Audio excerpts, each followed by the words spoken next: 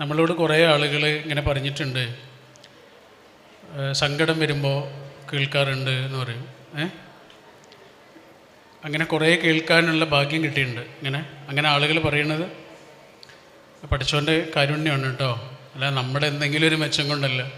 അപ്പോൾ സങ്കടം വരുമ്പോൾ കേൾക്കാറുണ്ട്.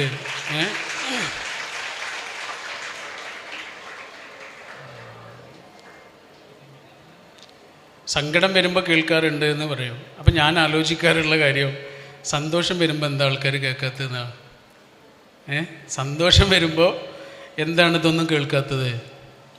പക്ഷെ എനിക്കതിന് ഉത്തരം കിട്ടി. സന്തോഷമുള്ള സമയത്ത് നമുക്ക് ആരെയും വേണ്ട, നമുക്ക് ജീവിതമുണ്ട്. അതാണ് സന്തോഷമുള്ള സമയത്ത് നമ്മൾ ജീവിക്കുന്നുണ്ട്. അവിടെ നമുക്ക് പുറത്തുനിന്ന് ആരെയും ആവശ്യമില്ല, പുറത്തുനിന്ന് ഒരാളുടെ വാക്കും ആവശ്യമില്ല, പുറത്തുനിന്ന് ഒരാളുടെ സപ്പോർട്ട് പോലും ആവശ്യമില്ല. പക്ഷെ സങ്കടം വരുമ്പോൾ നമ്മൾ ഒറ്റക്കാണ്. ഒരാൾ റിയൽ ആവുന്നത് എപ്പോഴാണെന്നറിയോ? ഒരാൾ റിയൽ ആവുന്നത് അയാളുടെ സങ്കടങ്ങളിലാണ്.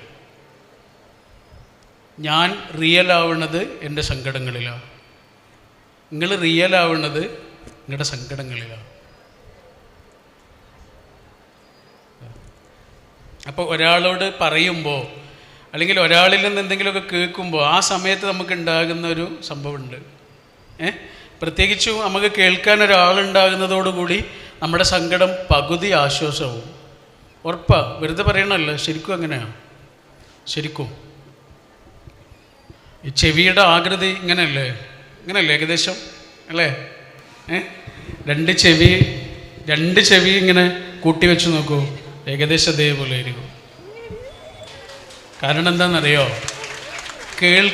നമ്മളെ കേൾക്കുന്നൊരു മനുഷ്യൻ നമ്മുടെ ഹൃദയത്തിൽ കയറും.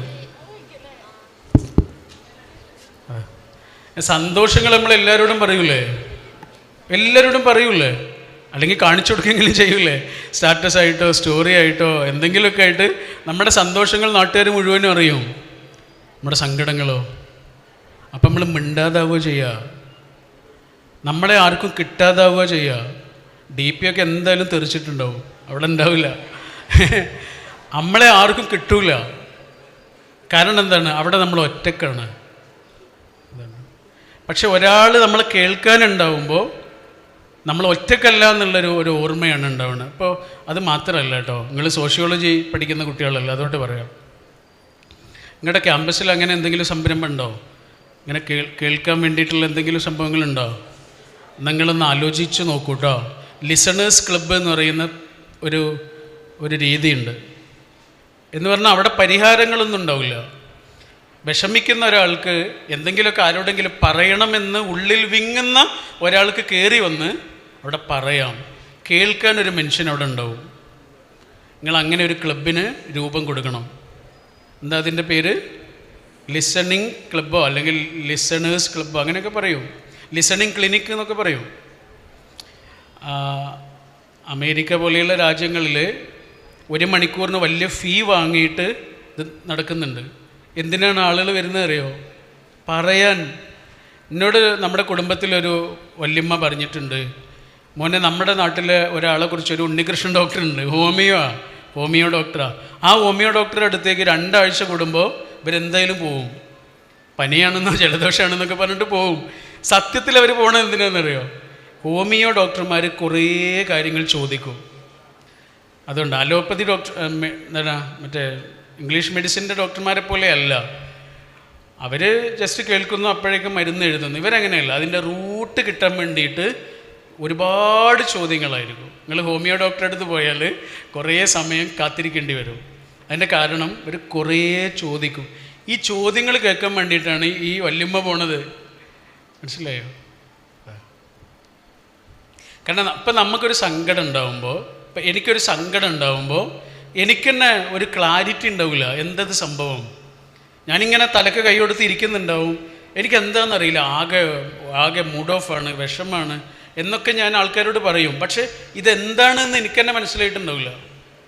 അതിൻ്റെ കാരണങ്ങളൊക്കെ അറിയാം എന്നല്ലാതെ എന്താണ് എൻ്റെ ഉള്ളിൽ നടക്കണതെന്ന് എനിക്ക് മനസ്സിലാവില്ല. പക്ഷെ ഒരാളോട് പറയുമ്പോഴോ എനിക്ക് മനസ്സിലാവും എൻ്റെ പ്രശ്നം എന്താണ്. നമ്മുടെ പെൻഡ്രൈവ് ഇല്ലടാ, പെൻഡ്രൈവ്. പെൻഡ്രൈവിൻ്റെ ഉള്ളിൽ ഒരുപാട് സിനിമയും ചിത്രങ്ങളും വീഡിയോ ഫോട്ടോ ഒക്കെ ഉണ്ടാവില്ലേ, ഫയലുകളൊക്കെ ഉണ്ടാവും, വലിയ വലിയ പുസ്തകങ്ങൾ വരെ ഉണ്ടാവില്ലേ. പെൻഡ്രൈവ് ഇങ്ങനെ നോക്കിയാൽ അത് കാണാൻ കഴിയോ? അതിൽ ഡിവൈസിൽ കുത്തണം. ഒരു ഡിവൈസിൽ അത് കൊടുക്കുമ്പോഴാണ് ആ ഡിവൈസ് ഇങ്ങനെ കാണിച്ചു തരും എന്തൊക്കെയാണ് ഇതിനകത്തുള്ളത്. ഇതേപോലെയാ സങ്കടമുള്ള മനുഷ്യൻ, പെൻഡ്രൈവ് പോലെയാ. അയാളുടെ ഉള്ളിൽ നിറയെ ഉണ്ടാവും, വിങ്ങി നിൽക്കുന്ന കാര്യങ്ങളുണ്ടാവും. പക്ഷെ അങ്ങനെ വിങ്ങി നിൽക്കുമ്പോൾ അയാൾക്ക് മനസ്സിലാവില്ല ഇത് എന്താണ്. പക്ഷെ ഒരാളോട് ചെന്ന് പറയുമ്പോൾ അയാൾക്ക് തന്നെ മനസ്സിലാവും എന്താണ് അയാളുടെ പ്രശ്നം എന്ന്. അതുകൊണ്ടാണ് ലിസണിങ് ക്ലബ്ബുകൾ പ്രധാനമാവുന്നത്. പരിഹാരങ്ങളല്ല, സൊല്യൂഷനല്ല, അത് വേറെ ഒരു സംഭവമാണ്. ഇത് കേൾക്കാനൊരാളുണ്ടാവുമ്പോൾ ഒരു മനുഷ്യന് ഞാൻ ഒറ്റക്കല്ല എന്നുള്ള ഒരു ബോധമാണ് ഉണ്ടാവുന്നത്. സന്തോഷങ്ങളിൽ ഇതിൻ്റെ ആവശ്യമില്ല, സങ്കടങ്ങൾ. ഞാൻ ഈ അടുത്ത് കണ്ട ഒരു ഷോർട്ട് ഫിലിം ഉണ്ട്, നിങ്ങൾ പറ്റുകയാണെങ്കിൽ ഒന്ന് കണ്ടുകൊണ്ടു. ഒരു 15 വയസ്സൊക്കെ ഉള്ള ഒരു ഒരു ചെറുപ്പക്കാരൻ, അവനെ അങ്ങാടിയിലൂടെ ഇങ്ങനെ ആടിപ്പാടി നടക്കുകയാണ് അവൻ്റെ ചങ്ങാതിമാരുടെ കൂടെ. ഇടയ്ക്കിടയ്ക്ക് അവൻ്റെ മെസ്സേജ് വരുന്നുണ്ട്. അവൻ്റെ ഫ്രണ്ടാണ് ഒരു പെൺകുട്ടി.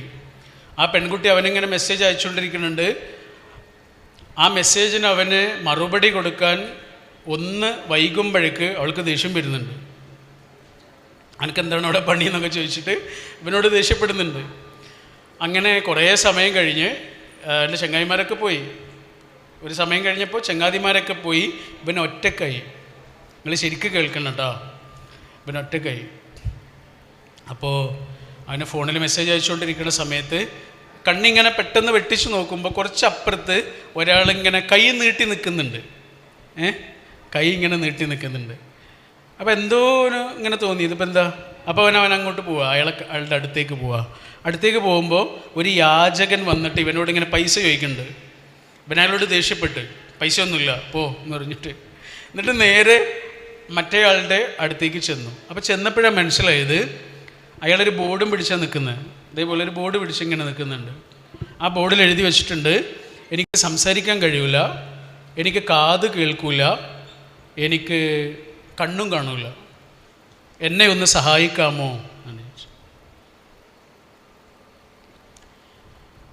അപ്പം ഇവൻ്റെ ഉള്ളിലൊരു കാരുണ്യം ഉണ്ടാവുക. അവനിങ്ങനെ തൊട്ടു അയാളെ.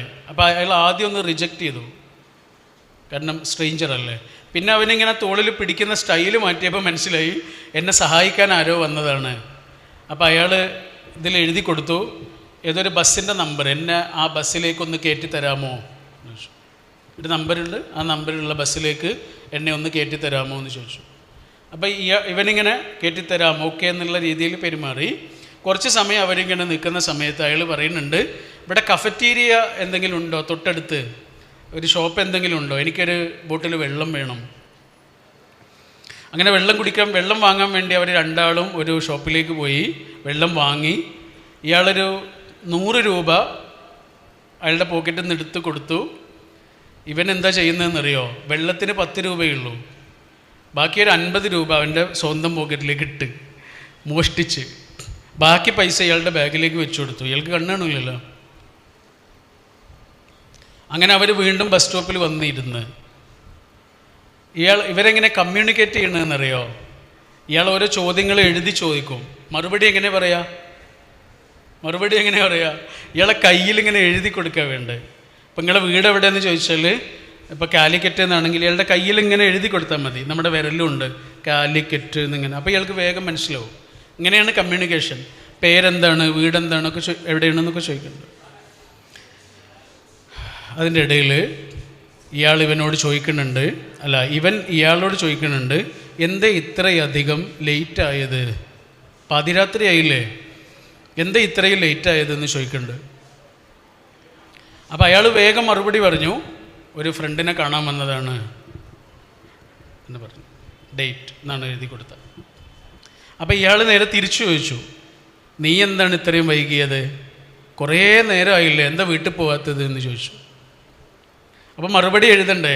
ഇയാളുടെ കൈ ഇങ്ങനെ വാങ്ങി, അവൻ കൈ വാങ്ങിയിട്ട് കയ്യിലിങ്ങനെ എന്തോ എഴുതാൻ തുടങ്ങി, എന്നിട്ടത് മായ്ച്ചു കളഞ്ഞു.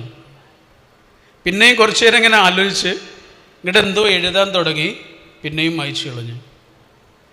പിന്നെ കുറച്ച് നേരം കൂടി ആലോചിച്ചിട്ട് എഴുതി. സെയിം, നിങ്ങളെപ്പോലെ തന്നെ ഒരാളെ കാണാൻ വന്നതായിരുന്നു, അങ്ങനെ വൈകിപ്പോയി. അതിൻ്റെ ഇടയിൽ ചെറിയ ചെറിയ തമാശകളൊക്കെ ഉണ്ടാകുന്നുണ്ട്. അത് കഴിഞ്ഞ് അയാളുടെ ബസ് വരുന്ന സമയമായി.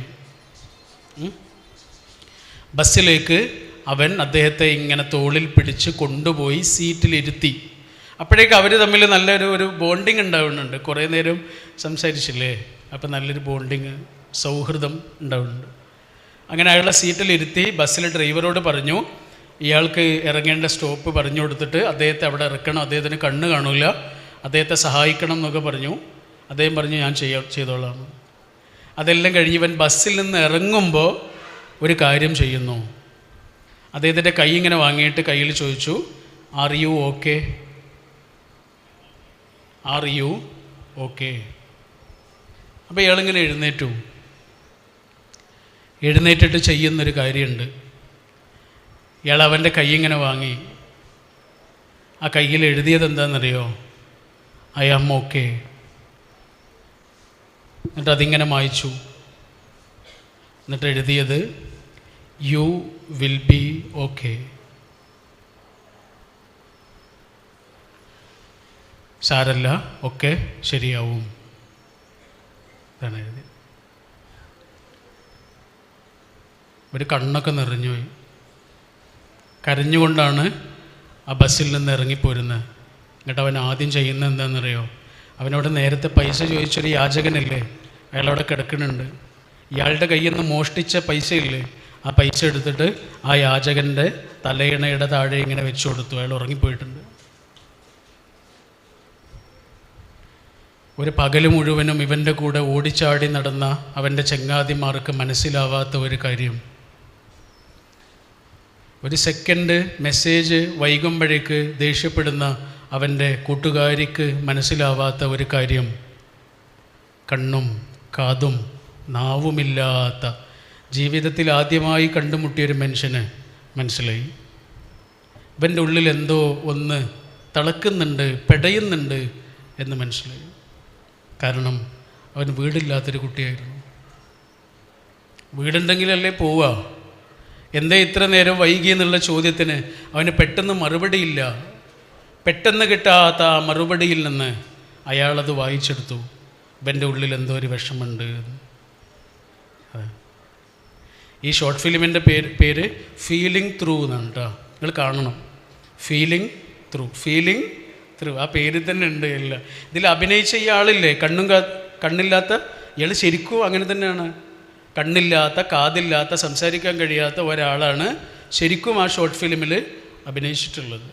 അപ്പോൾ എനിക്ക് നിങ്ങളോട് പറയാനുള്ളത്, പിന്നെ സാധാരണയിൽ നിന്ന് വ്യത്യാസമായി മുഖമൊന്ന് വാടി നിൽക്കുന്ന ഏതെങ്കിലും ഒരാളുടെ അടുത്ത് ചെന്നിട്ട് നിങ്ങൾക്ക് പറയാവുന്നൊരു കാര്യത്രയേ ഉള്ളൂ.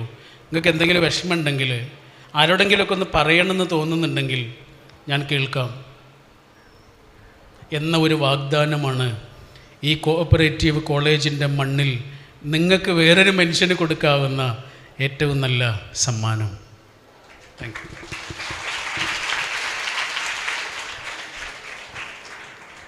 സാറ് പറഞ്ഞു, ഇപ്പം ലിസ്ണേഴ്സ് എന്നൊക്കെ പറഞ്ഞു ഒരു ക്യാമ്പയിൻ തുടങ്ങാം എന്നൊക്കെ.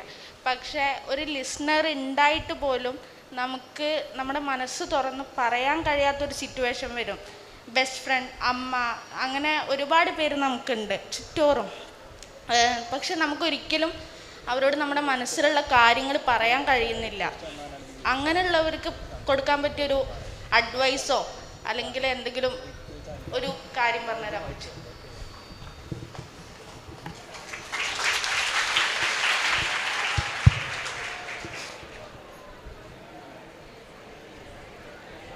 സാധാരണ ഈ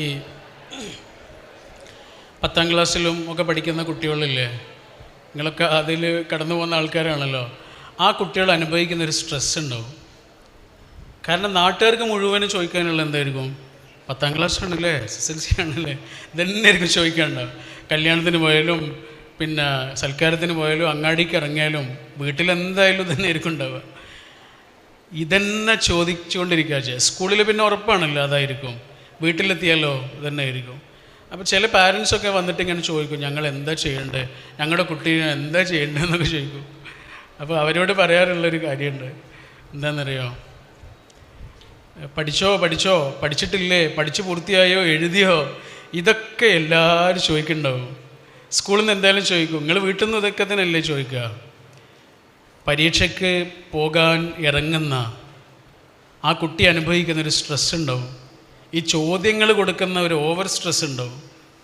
അങ്ങനെ ഇറങ്ങുന്ന കുട്ടിയോട് പെണ്ണെടുത്തോ മറ്റേതെടുത്തോ മറ്റേ സാധനം എടുത്തോ ഒക്കെ പഠിച്ചിട്ടില്ലേ ഇങ്ങനെയൊക്കെ ചോദിക്കുന്നതിന് പകരം ഇതൊന്നും ഒരു ദിവസം ചോദിക്കാതെ കുറച്ച് നേരം ആ മോനെ അല്ലെങ്കിൽ ആ മോളെ ഒന്ന് കെട്ടിപ്പിടിച്ച് നിന്ന് നോക്കൂ.